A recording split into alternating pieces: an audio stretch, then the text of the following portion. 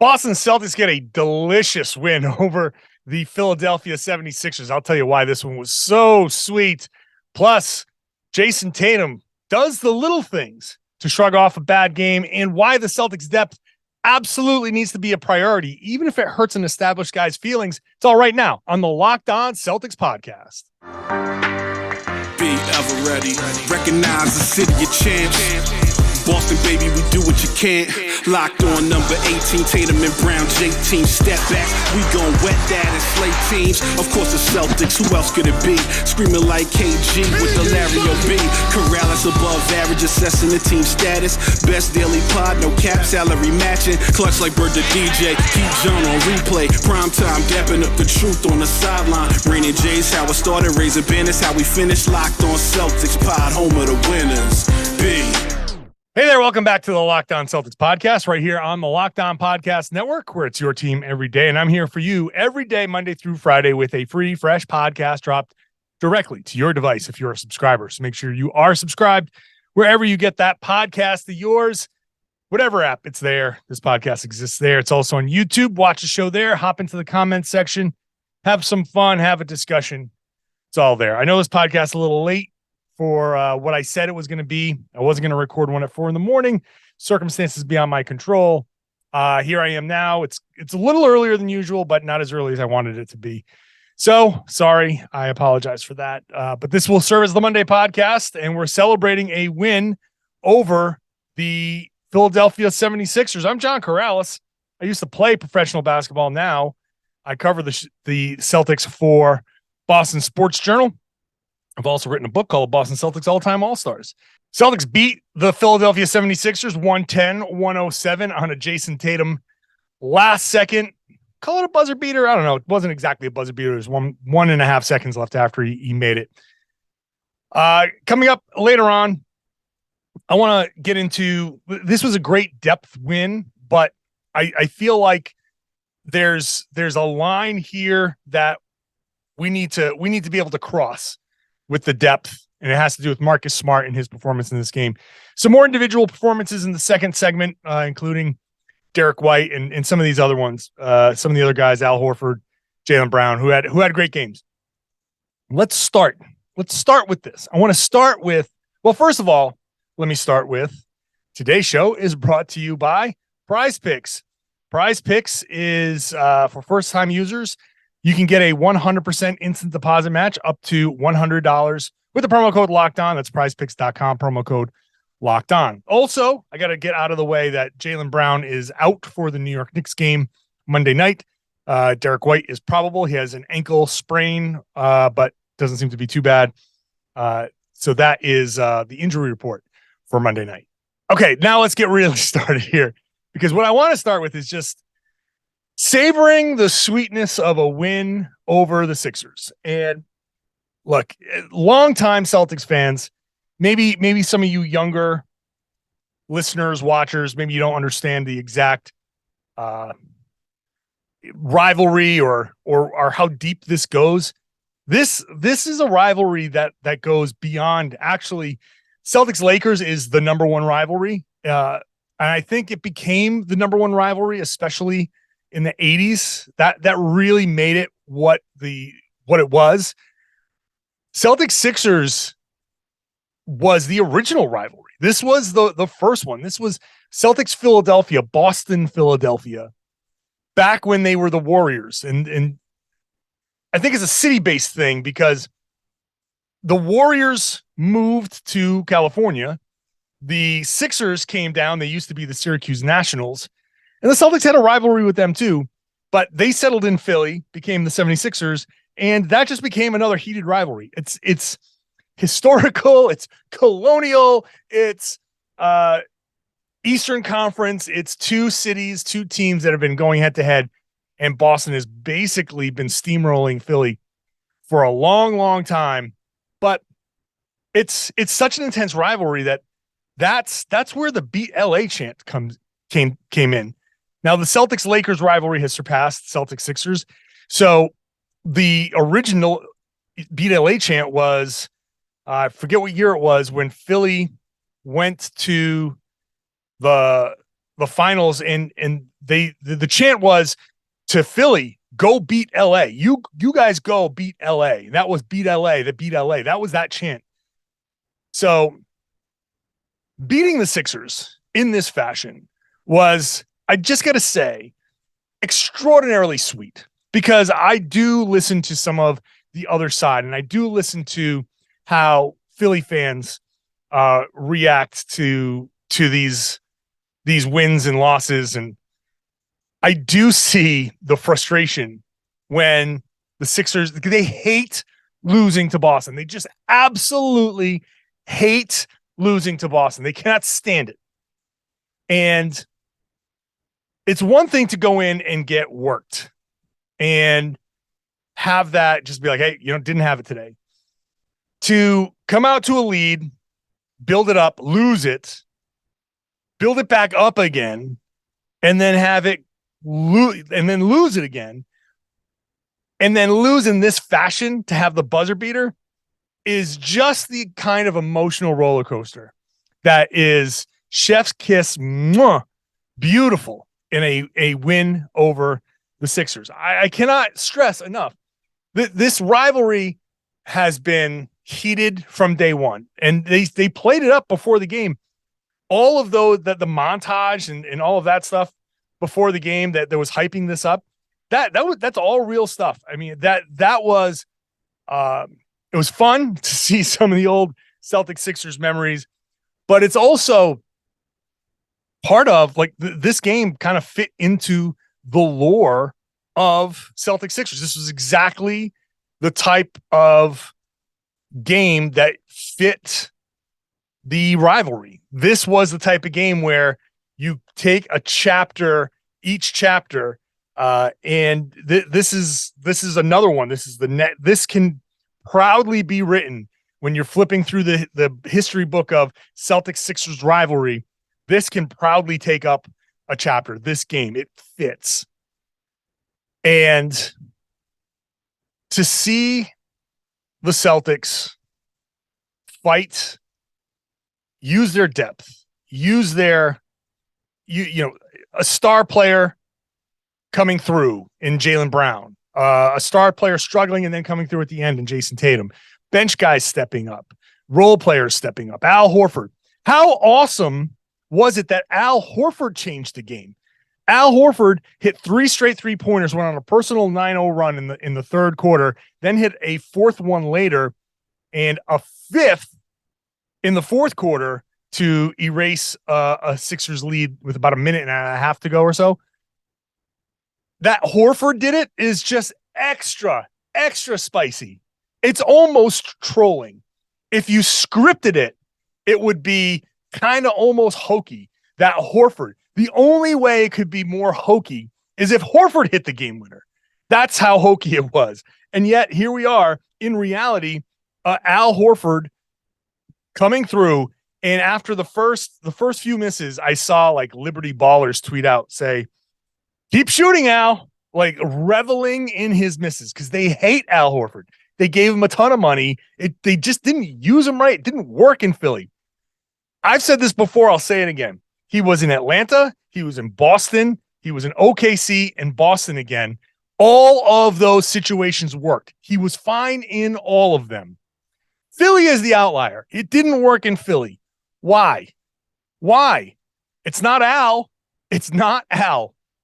If he worked perfectly fine in every other scenario, he was a multiple-time All-Star in Atlanta.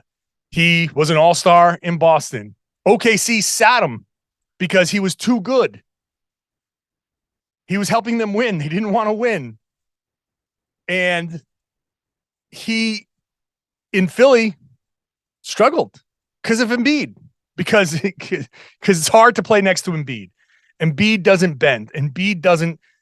There's a reason why this hasn't worked in Philadelphia to the extent where it's supposed to work. And there's one constant there, and it's Joel Embiid. And he just doesn't do the things that he needs to be. He's an MVP level player, but he should be a multiple-time MVP.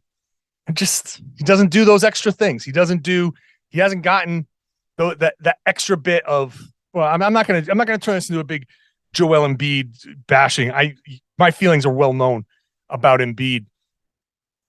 Al Horford coming in and hitting those 3-3-pointers.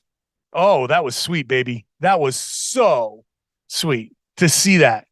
And then, to have the finishing touch, Derrick White having a great run, helping the Celtics build a 10-point lead in the fourth, then coming back and, losing it and then going back and forth and some huge shots. And, Jaylen Brown had some huge plays down the stretch. The end of the fourth quarter was so great.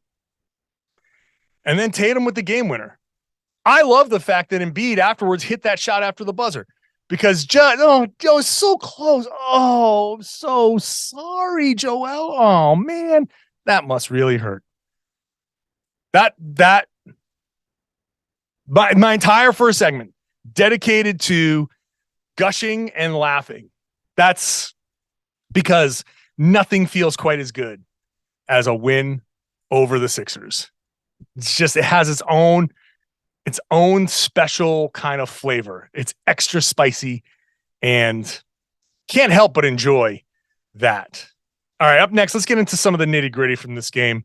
The individual performances, like I said, I mentioned some of these guys, but I'll go through, including Grant Williams, who I thought was really good defensively.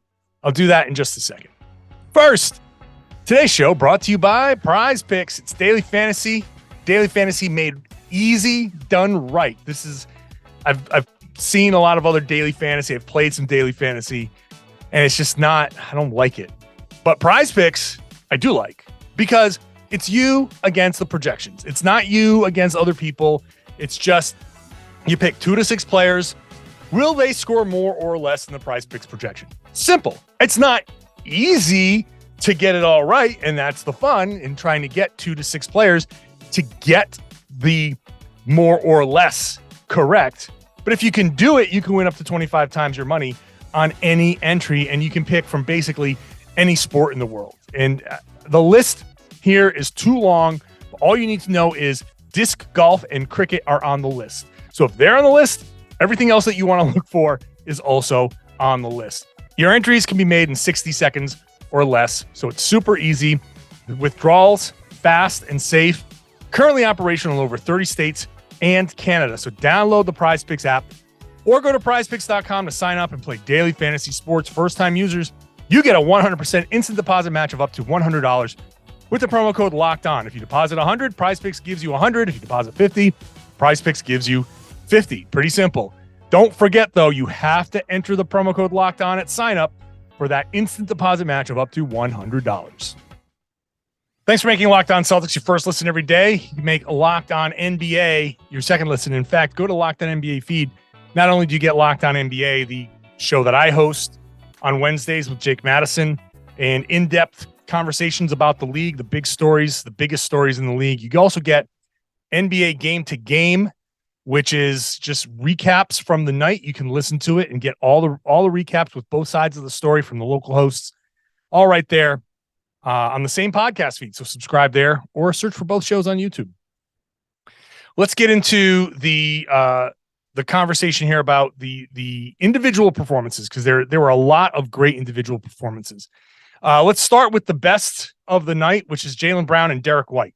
Jaylen Brown was, I think, obviously very good in this game. From start to finish, he had a few moments where, 4 turnovers, it's not great. But 26 points just from start to finish. He had some really nice finishes, some nice defensive plays, a great pass in transition up to Robert Williams for a dunk. So that was one of 3 assists that he had on the night. He had 3 steals on the night. So he did a lot on both ends of the floor. He looked confident attacking. The mask seems to be okay. He's still, I think, missing some things on the floor. Like I feel like the mask kind of cuts off a little of that peripheral vision. So just so you know, when you're playing basketball, you can see out of the corner of your eyes. Like I can see my fingers out here directly to my side. So you have a big, wide field of vision, almost 180 degrees of vision. And you can tell the color of uniforms, and you can see guys moving. You can kind of see what's happening. As you see a guy start to cut, you can make a move. You can do something to set up your defender so you can make that pass cleanly. But if something is kind of like blocking your eye just a little bit, you see that cut another half second late, or if you're distracted by it, you see that maybe you see it a little late. And honestly, the difference between recognizing something and throwing the pass and being a little late and doing like a little hesitation, like, oh, I had it and I didn't throw the pass. I mean, it's happened to every basketball player on the floor. Every basketball player who's ever played has seen a guy open, and for some reason, your body doesn't throw the pass, and you're like, oh man, that's on me. And so I do feel like there's a little bit of that going on with Jaylen in the mask. And let's be real, like as great as Jaylen Brown is, and he's one of the best players in the league, his vision and creation for others is not his strongest suit. So anything that limits that really, that just takes that bit of his game and draws a little bit more out of it. So it's a tough thing to have, but hopefully that is something that he can adjust to as he moves forward. But again, he's out versus New York, so personal reasons. So hopefully everything's okay there. Derrick White obviously was great, and I'll get more into him in the next segment because it does show like this was such a great depth win. Like you saw a lot from a lot of guys, and I knew going into it that the bench was going to be a thing that swung this game, and it definitely did. But I feel like Derrick White has just continued this great stretch. He's not even just like on a hot stretch. He's just consistently good. He's just consistently good. Now, 7 of 9 from the field, 2 of 3 from 3, for 18 points. That level of shooting is probably not something that you can count on forever and ever and ever, but his level of aggression and the ease with which he's getting to the line or getting to the rim, I should say, has been really impressive. He's finding ways and reading defenses really, really well. Gets to that spin move and finds some openings, hits the floaters, finds the angles. Can he, either he's finding a way to spin towards the basket, or if that's cut off, he can fade away. Derrick White has been phenomenal. And look, the Celtics were 3. They won by 3. Derrick White was a plus 25. Al Horford, huge. Now he struggled in some regards guarding Embiid. I think Embiid. I can't catch myself sometimes with him. Embiid, flopped his way to the line and foul hunted his way to the line early on. Embiid's fourth quarter was just dominant, absolute sheer dominance.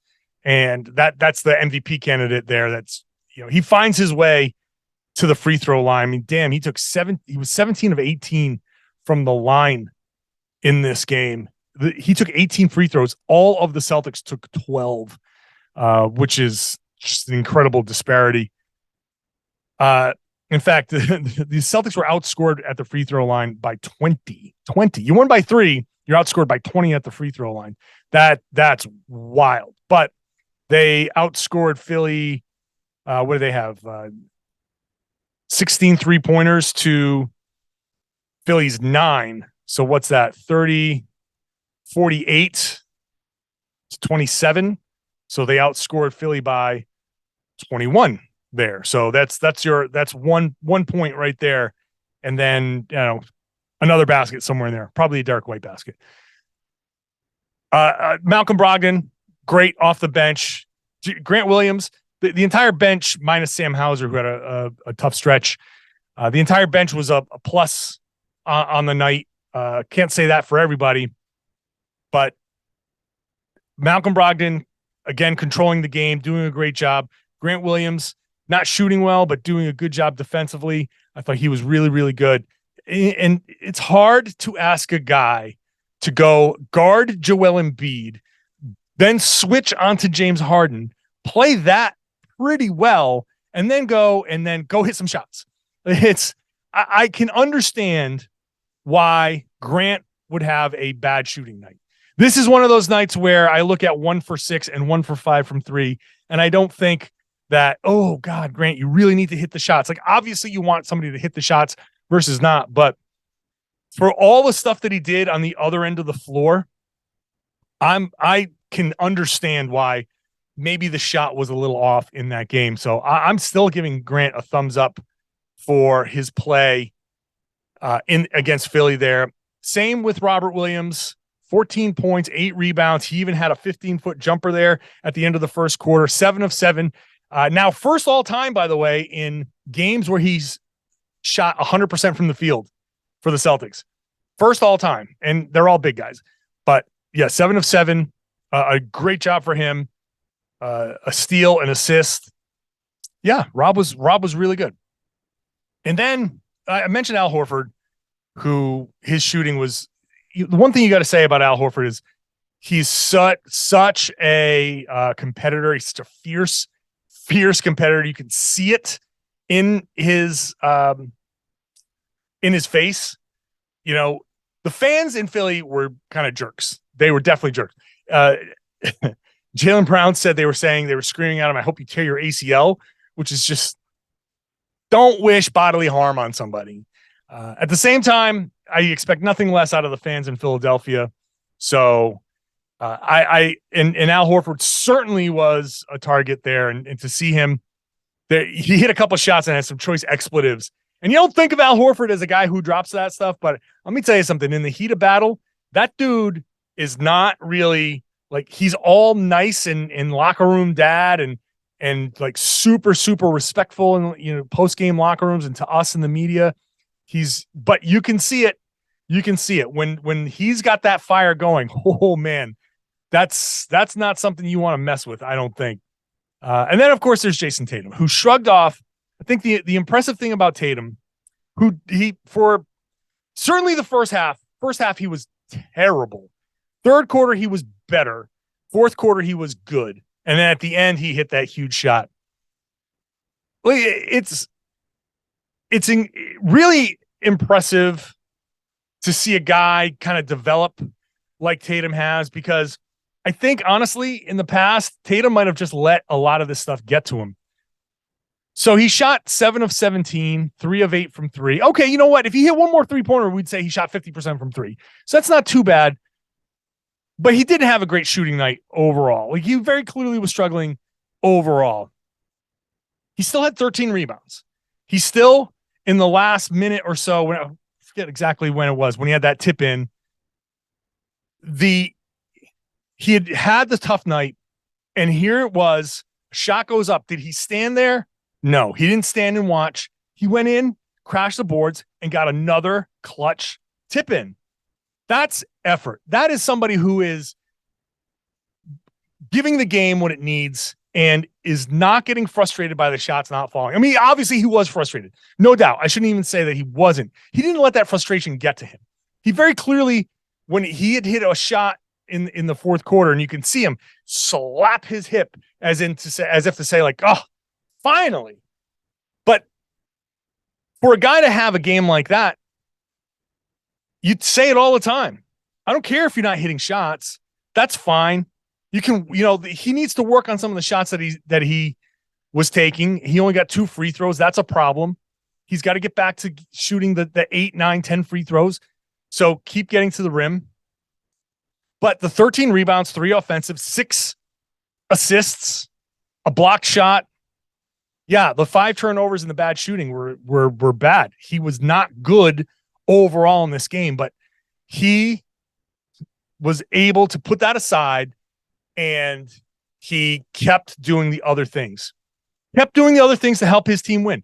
It's all you could ask for, man. That's all you can ask for, because you're not always going to shoot well. You're not always going to have great games. But what are you going to do in those bad games? Are you going to sulk? Are you going to sit there and just put your head down or pout or get frustrated and get technical fouls all over the place? Or are you going to be like, hey, I got to do something else? And he did something else. Then when he needed to, he steps up and he made that shot, which is incredibly impressive. I'll end with this. on this segment anyway. This notion that Jayson Tatum somehow this notion that he's not clutch has gotten out there, but ESPN stats and info, 9 game tying or go ahead buckets inside the final 5 seconds of the fourth quarter and overtime over the past 5 seasons. That's most in the NBA. And then this from Tucker Boynton, who is some Harvard data guy. Sorry, Tucker. I'm not, I don't exactly, whatever. I'm sorry. I just say, Tucker, I'm not being rude to you. Since the NBA started, I'm reading his tweet. Since the NBA started tracking play-by-play data in 1996, there are 155 players who have attempted 25 plus field goals to tie or take the lead in the final 24 seconds of the fourth quarter, playoffs included. 155 players who have attempted 25 or more field goals to tie or take the lead in the final 24 seconds. Tatum is number 1 out of all of them, shooting 51.7%. So anytime somebody says Tatum's not clutch, you read them that stat and you say Tatum is indeed clutch. The Celtics are indeed deep, and I'll get on Joe Mazzulla a little bit here.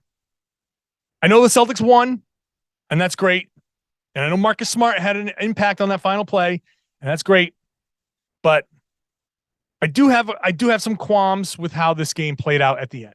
I'll talk about that next. First, today's show brought to you by Built Bar. You want a delicious treat, but you don't want the fat and the calories. You don't want a candy bar, but you really do want a candy bar, don't you? Well, that's what Built Bar tastes like. Tastes like a candy bar. It's delicious. It's covered in chocolate, but at only 130 calories, 4 grams of sugar, and 17 grams of protein, it's good for you. It's good that you can have one as a meal replacement. I like to throw it in my gym bag. Going to the gym, come out of the gym, and I've got a snack, delicious reward, and protein for when I am lifting and trying to build a little muscle. Body wants some protein. Well, here you go. Here's some protein. And these flavors are incredibly delicious. Churro, peanut butter, brownie, coconut, almond. It's incredible what they do over at Built. And you can get them in more than just online. You can get them at Walmart.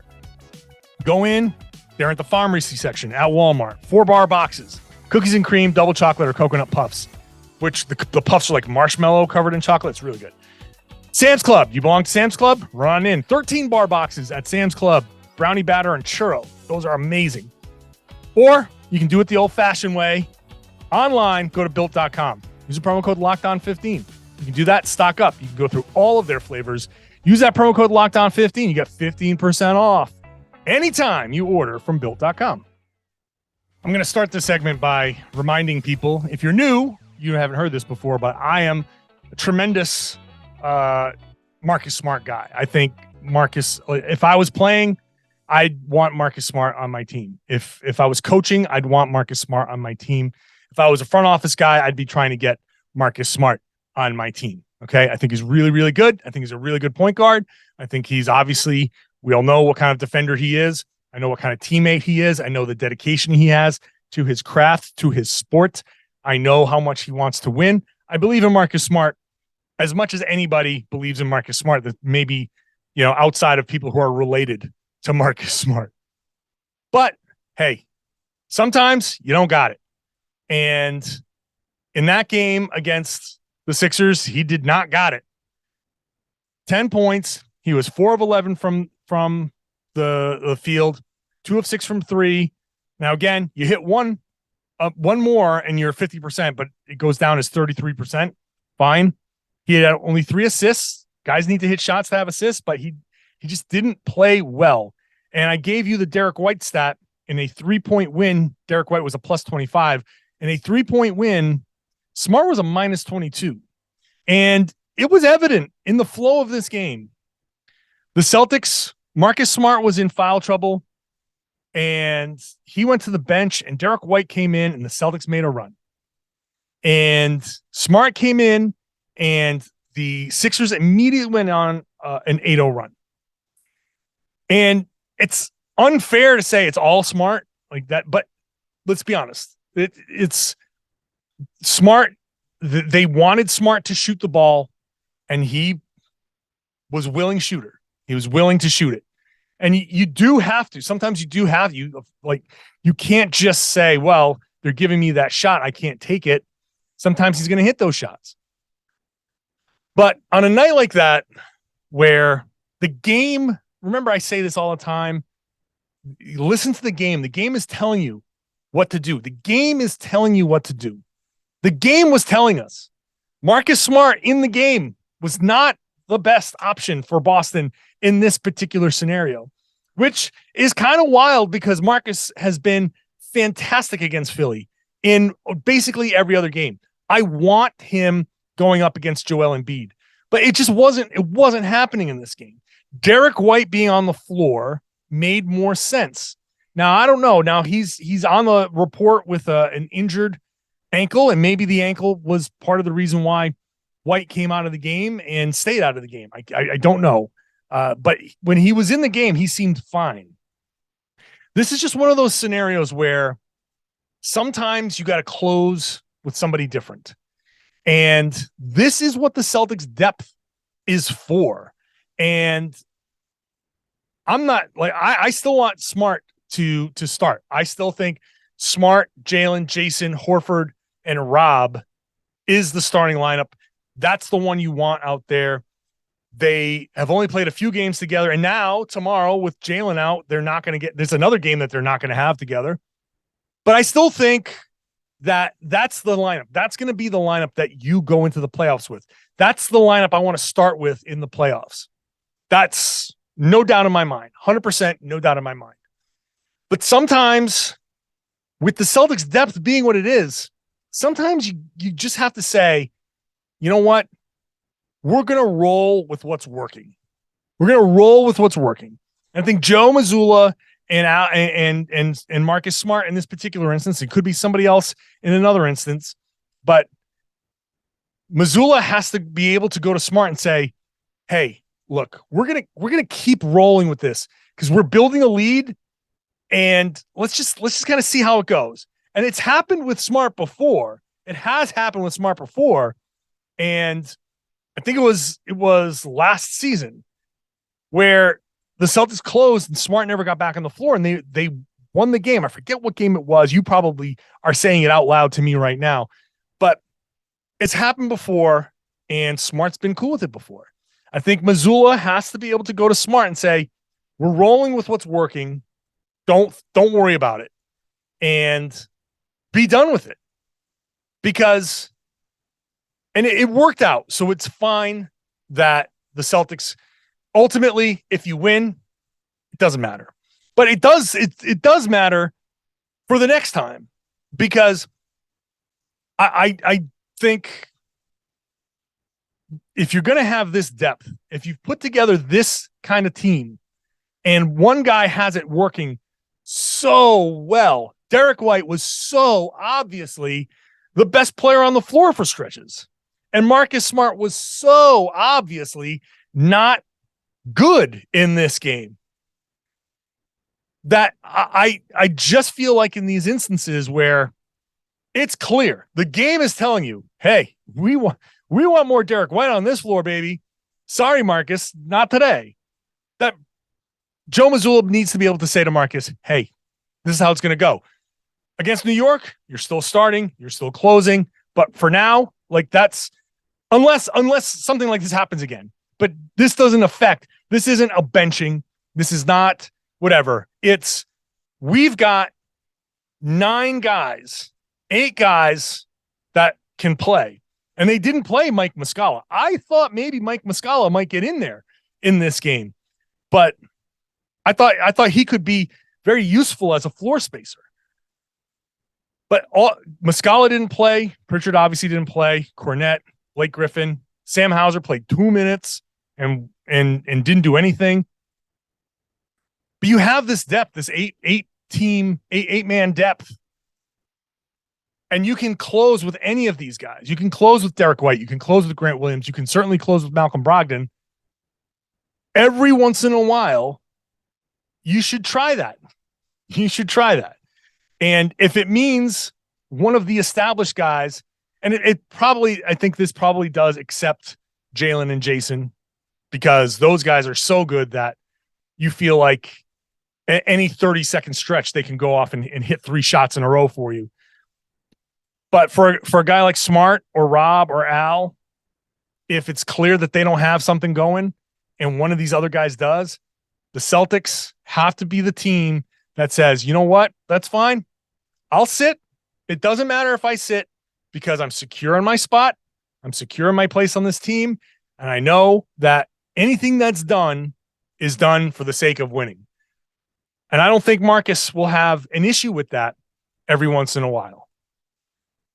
But if we're going to talk about this depth, if we're going to say this depth is so great that it's going to be a key weapon for the Celtics, then use it.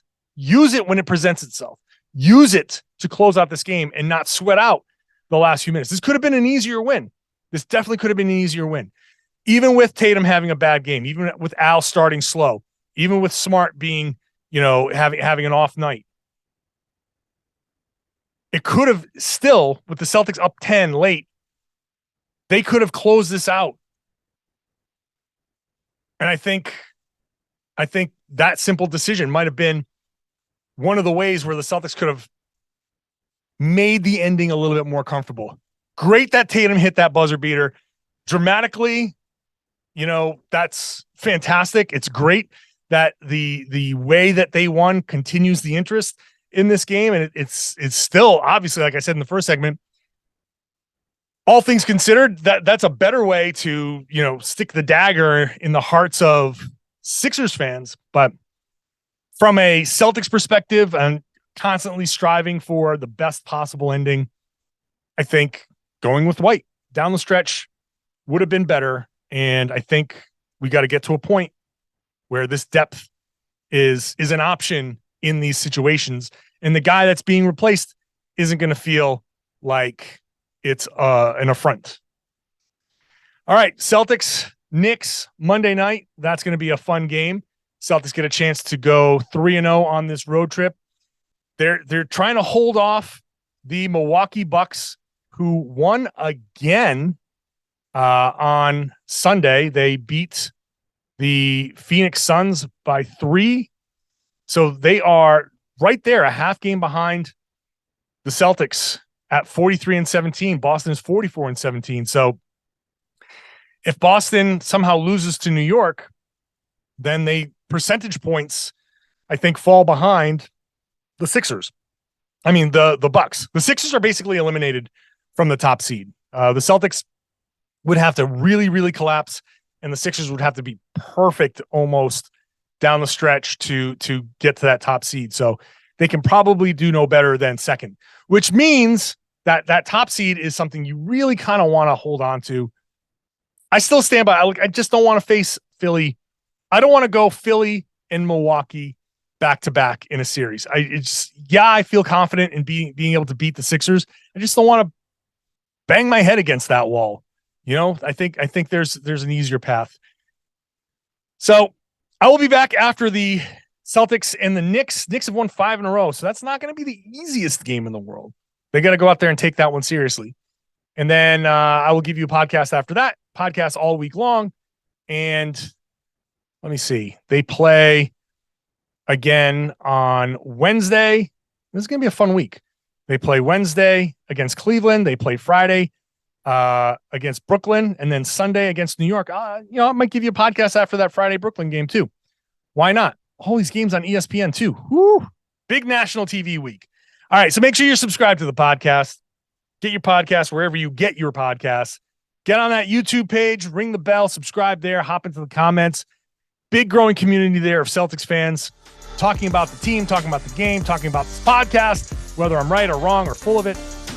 You can tell me in the comments. Share the podcast, tell your friends, tell your family, tell everybody they should be listening to and watching the Locked On Celtics podcast right here on the Locked On Podcast Network. Your team every day.